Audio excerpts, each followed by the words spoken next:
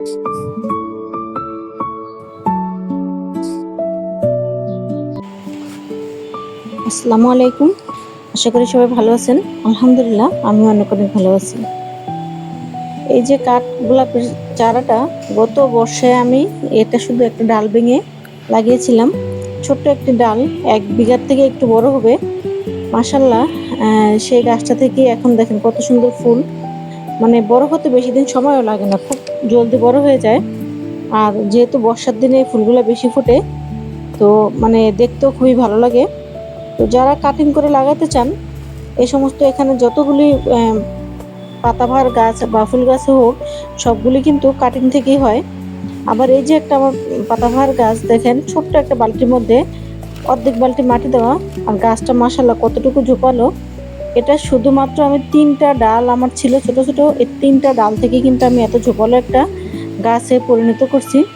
তো সেটা কিছুদিন পর পর আমি ডালগুলি ভেঙে দিতাম, আর এভাবে করে কিন্তু ঝোপালো হয়ে গেছে। তো যাই হোক, যারা ভিডিওটা দেখবেন, আজকে থাম্বনেল দেখে তো বুঝে গেছেন আজকে কি নিয়ে আলোচনা করব, যে খুব সহজে আমরা কিভাবে কম খরচে ছাদ বাগানে মাচা দিতে পারি সেটাই আজকে শেয়ার করব। তো যারা ভিডিওটা দেখবেন সম্পূর্ণ ভিডিওটা দেখবেন, আর দেখে যদি আপনার ভিডিওটা ভালো লাগে তাহলে সবাই লাইক কমেন্ট শেয়ার করে পাশে থাকবেন। আর নতুন বন্ধু যারা আছেন চ্যানেলটা সাবস্ক্রাইব করে দিবেন, আর যারা করছেন তাদেরকে অসংখ্য ধন্যবাদ। আর শীতকাল মানেই তো নানান ধরনের সবজি। তো শীতকালে অবশ্য লতানো সবজি একটু কম থাকে, তো তারপরেও তো লাউ সিম বা এর ফাঁকে যে গরমে কিছু কিছু সবজিও শীতকালে করা যায়। তো তার মধ্যে লাউ সিম যেগুলো আছে সেগুলো কিন্তু অবশ্যই মাচা দিতে হয়। মাচা না দিলে কিন্তু গাছ খুব একটা সুন্দর হয় না, ভালো হয় না। আর সব সময় মাচার গাছ যদি মাচা না থাকে তাহলে কিন্তু ভালো লাগে না, আর সেখান থেকে তেমন কিন্তু ফলনও পাওয়া যায় না।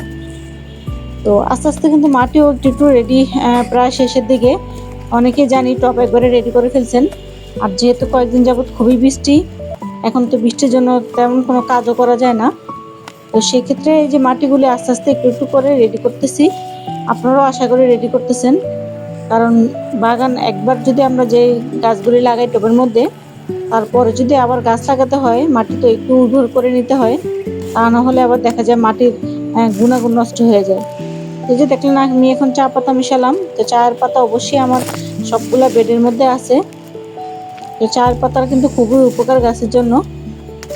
আর এই যে মরিচ গাছটা কিছুদিন আগে আমি ডালগুলো কেটে দিয়েছিলাম, তো দেওয়ার পরে মাশাআল্লাহ এখন মোটামুটি দেখা যায় একটু করে ফলন আসতেছে। তো এটার মধ্যে মনে হচ্ছে আর একটু মাটি দিতে হবে, কারণ মরিচ গাছ একটু কষ্ট হয় করতে। যখন ভালো হয় তখন কিন্তু খুবই সুন্দর হয়, আবার যখন না হয় তখন দেখা যায় একেবারে হতে চায় না। তো যাই হোক, যেটা বলতেছিলাম, তো ছাদ বাগানে মাচার যে গাছগুলো আমাদের, সেগুলো তো অবশ্যই ছোট হোক বড় হোক, মানে যে কোনো উপায়ে হোক আমাদের কিছু না কিছু বাউনি বা মাচা দিতে হয়।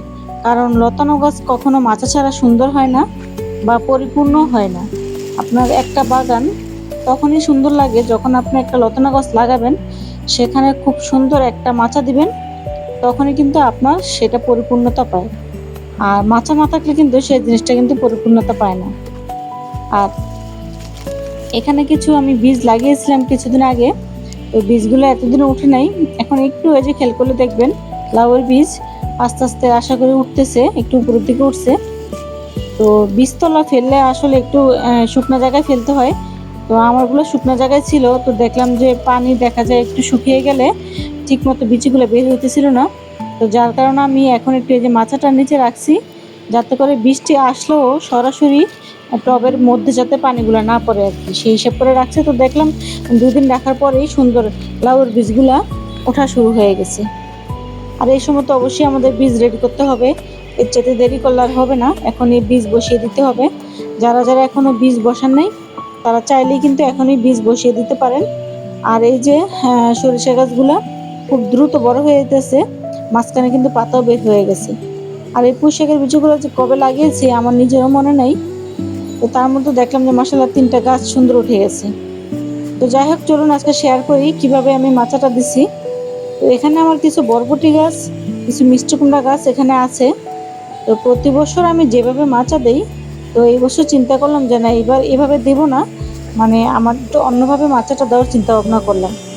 তো এইভাবে দিতে গেলে আপনারা একটু খেয়াল করলে দেখবেন, এভাবে নেট, যে নেটগুলো আছে মাছ ধরার নেট বা এমনি নেট, একটু বড় খোপেরও পাওয়া যায়, এরকম ছোট খোপেরও পাওয়া যায়, বা আরও ছোট খোপেরও পাওয়া যায়। তো আপনাদের যার যেরকম সুবিধা হয় আপনারা এনে এইভাবে করে লম্বা করে কিন্তু দিয়ে দিতে পারেন।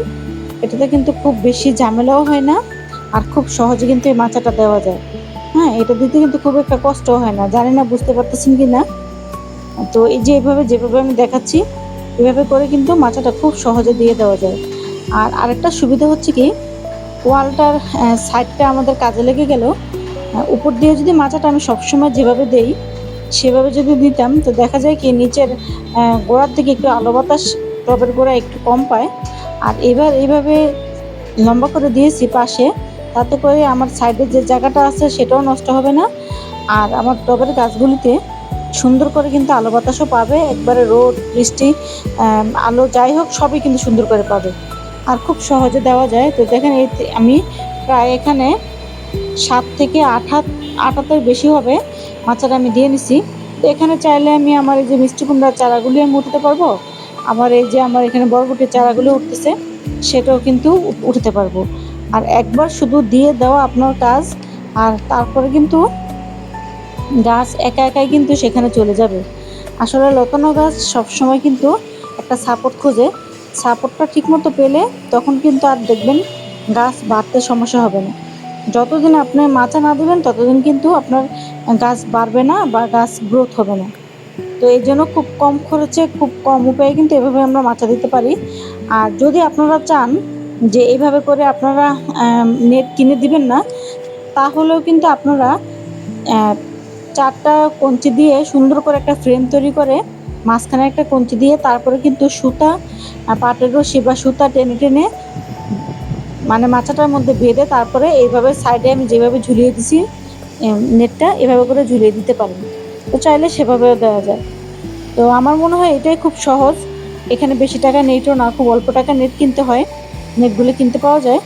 তো আপনারা চাইলে এই পদ্ধতিটা ব্যবহার করতে পারেন, দেখবেন যে আপনাদের যে লতানো গাছগুলো আছে খুব সহজে আর অল্প জায়গার মধ্যে বেড়ে উঠবে।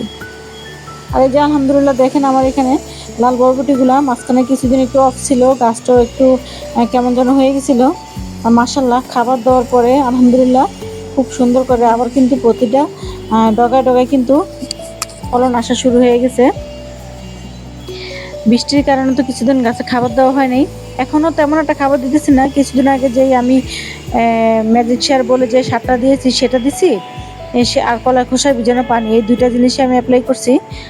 আর এই বর্ষার সময় তো কোনো খাবার তেমন একটা দেওয়া যায় না। আর এখন তো আমি সরিষার খোল ভিজানো পানিটাও দিতে পারতেছি না, আবার দেই না। তো এটা শীতকালের জন্য রেখে দিছি, এটা এখন আর গাছে ব্যবহার না করলেও হবে। যে খাবারগুলো এখন বর্তমানে দিতেছি, তারপরে বৃষ্টি থেকে যেই খাবারগুলো পাচ্ছে সেগুলোই কিন্তু গাছের জন্য এখন পর্যাপ্ত, এখন তেমন বেশি আর দিতে হবে না। তো যাই হোক, আজকের ভিডিওটা কেমন লাগলো জানাবেন। আশা করি আপনারা যারা নতুন বাগান করবেন, মাচা দেওয়ার আইডিয়া অনেকের থাকে না বা অনেকের মাথায় আসে না, কিভাবে মাচা দেবেন সেটাও বুঝতে পারেন না। তো এটা খুব সহজ উপায়ে যারা একেবারে মাচা দিতে পারে না তাদেরও কিন্তু কোনো কষ্ট হবে না এই মাচাটা দেওয়ার জন্য। তো আপনারা যদি এরকম নেট কিনে এনে মাচাটা দিয়ে দেন তাহলে আপনাদের সময়ও বাঁচবে, আবার দেখা যায় কি উপর দিয়ে দিলে যেই আলো বাতাস বা একটু ছায়া পড়তো সেটাও পড়বে না, সাইডের যে ওয়ালটা আছে সেটাও আপনাদের কাজে লেগে যাবে। তো এটা আজকে ছোট্ট একটা টিপস আপনাদের সাথে শেয়ার করলাম। তো জানি না কার কেমন লাগলো কমেন্টসে জানাবেন। সবাই ভালো থাকেন, সুস্থ থাকেন, বেশি করে গাছ লাগান। আল্লাহ হাফিজ।